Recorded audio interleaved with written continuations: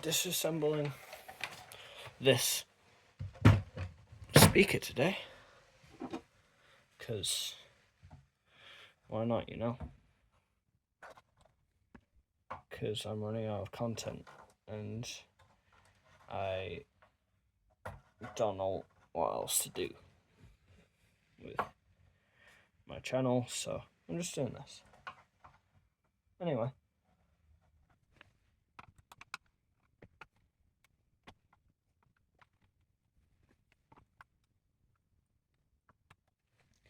Those little rubber things that I removed are used to hold on the cover, and it hides the screw holes, because nobody likes seeing ugly screw holes. So let's take out the screws now.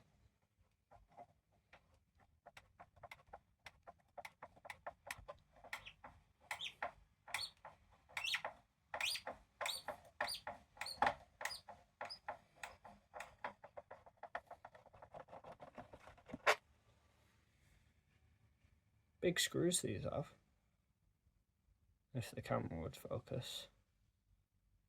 See? Fairly long screws. Which means it'll take a while for me to open this full thing.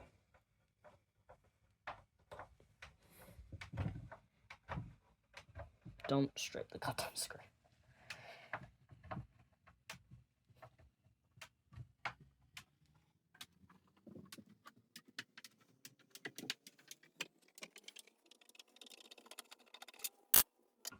The top screws are different, and I think they're shorter, but they're more tight.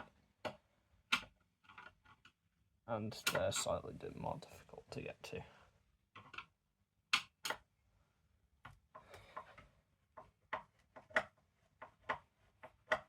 Never mind, they're a lot looser. But they definitely are different.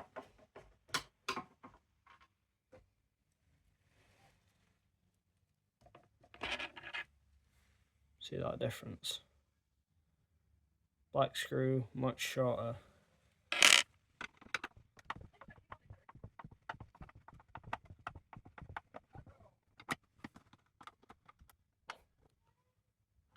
At least one of the screws has to be annoying.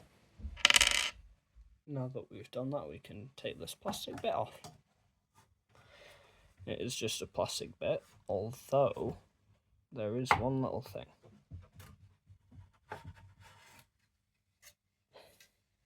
That's what it looks like underneath that plastic. Woofer vanadium ribbon tweeter. But this tweeter has an entire aluminum chunk of metal for the fucking cover for no reason. Let's take out the woofer next.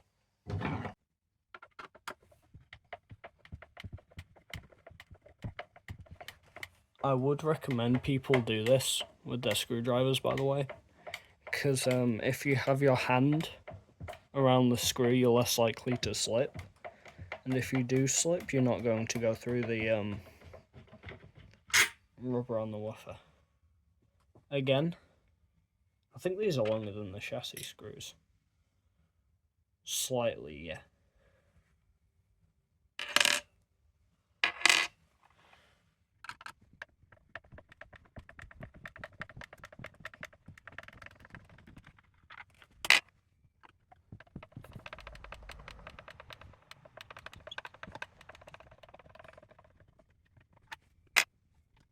Mostly out now. Just one last screw, and once again, make sure your screwdriver doesn't go through the surround, especially of a nice vintage speaker that's still in perfect working condition.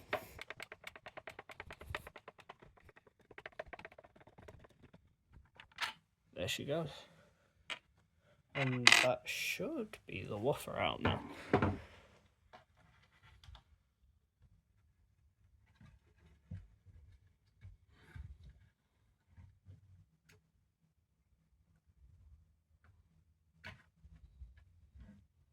Now it does use a bit of plastic to push it out from the... God, it's a pain in the ass to get this off.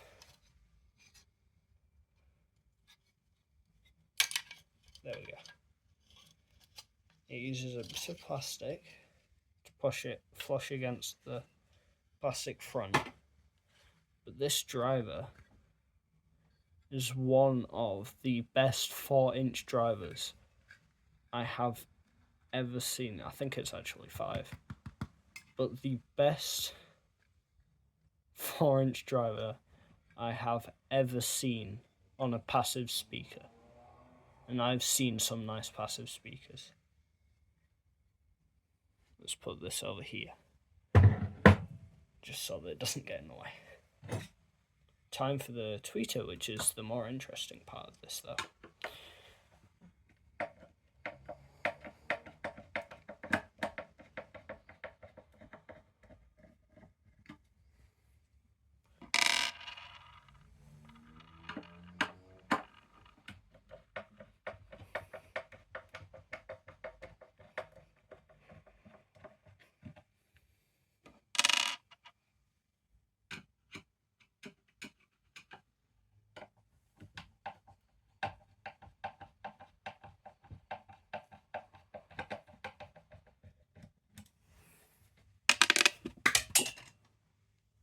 That screw's gone.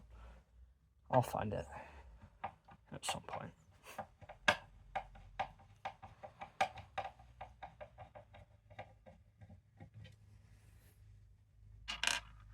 Don't lose any of the screws. And this tweeter should just lift straight out. Now this is an interesting piece of tech. TO3069505 made in Malaysia. It's a aluminium ribbon tweeter, and the entire back of it's blocked, but you can see the part numbers on here. I don't know if that shows up well on camera. But it is. It's pretty weighty too. I'd say like 300 grams in just that. Now the rest of this speaker is also pretty good, because they added some of this insulating foam. Pretty dense actually, considering most insulating foam. And it has very obviously been glued together in the middle to be more dense. And now there is... oh, there's actually more of that insulating foam in the bottom here. I'm not going to take that part out. But here, you can see... I'll just bring the speaker up. The crossover. It's really nice. Really nice speaker overall, this. And the terminals on the back. These side panels are actually made of wood, like proper solid wood. The back panels are veneer, though.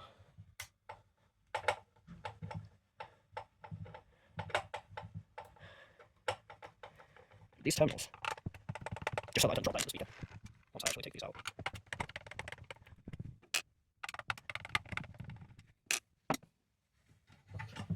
These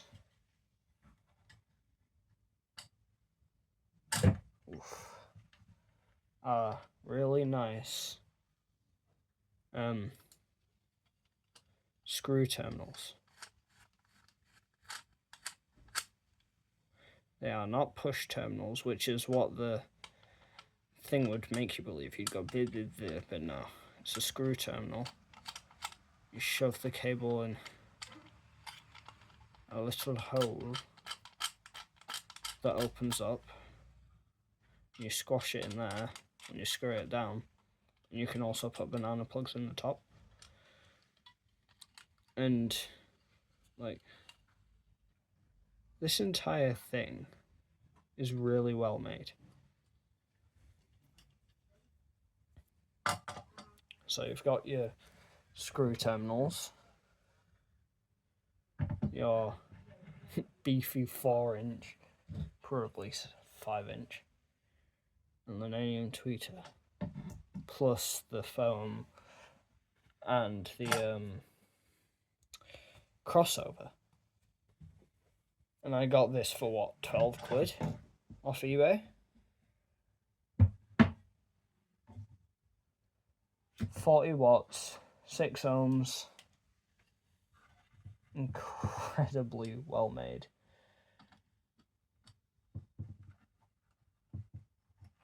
I don't think I've found any other speaker that I could recommend someone to just pick up just because it's that good of a price and that high quality.